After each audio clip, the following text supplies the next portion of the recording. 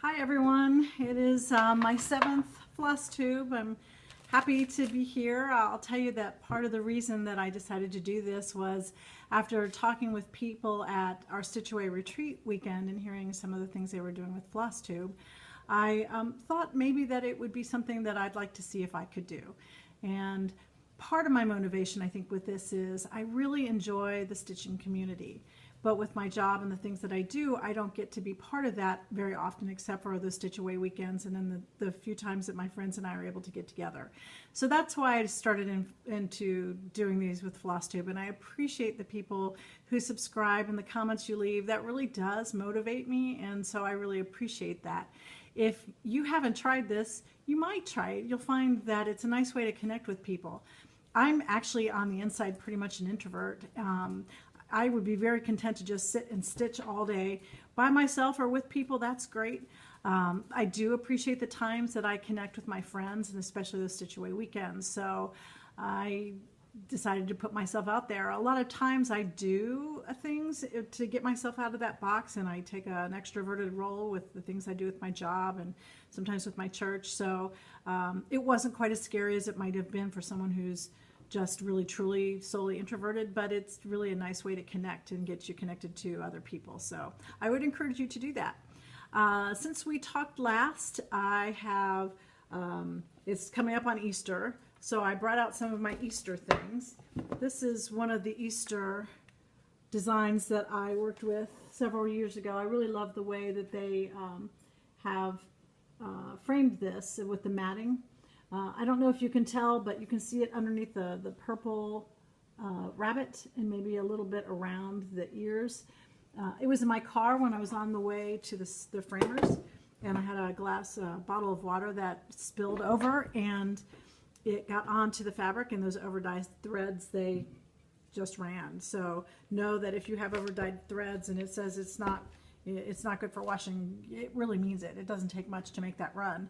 I didn't mind it on this picture so much. I think it looked okay with the watercolor effect, so that was fine, and it wasn't so bad. But you know, I think it could really ruin you if you had a really, really big project you were working on.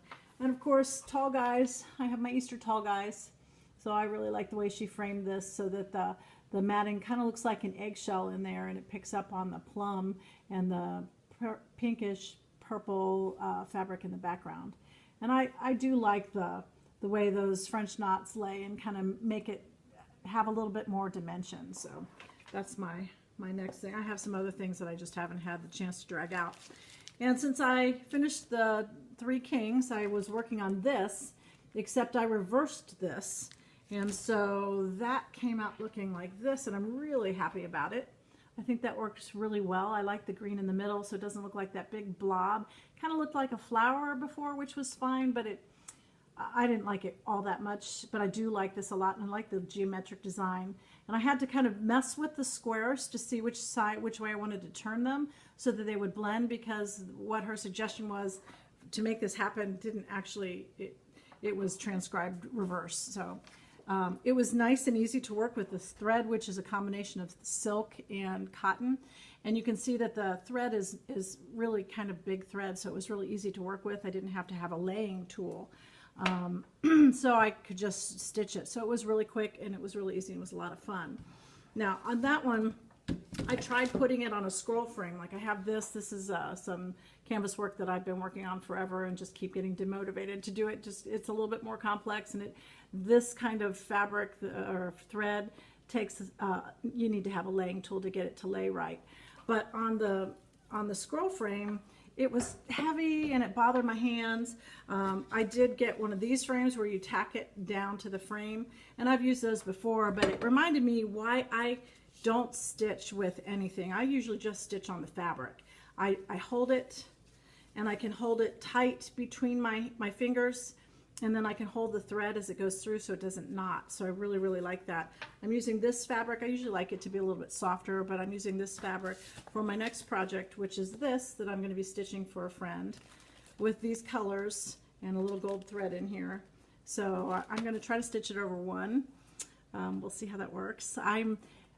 I had to listen to Buckeye Stitcher's latest, and I really admire her because she is so dedicated to make it look so perfect, and I'm afraid that I probably really suck compared to her, because I'll put it in, I'll rip it out if it looks really bad, but if it's just a little twisted, not so much. So I admire her for being able to do that, but certainly that is not my style. So I wish I could do it better than that. I wish I had a little bit more time to do it, but I like to stitch just to stitch. I'm not that particular with it. I like it to look good, and I like it to lay, and I find I've kind of changed my approach to stitching so that instead of worrying about the back as much, I'm worried about how the thread comes through, you know, the angle that you're bringing your needle through. And if you're, you know, going up and back, like on some of those stitches, those straight stitches, instead of constantly going through where I felt like I was wasting a lot of thread, especially if I was getting to the end, if it would look okay to come up and down. And I know by needlepoint standards, that's not what you're supposed to do, but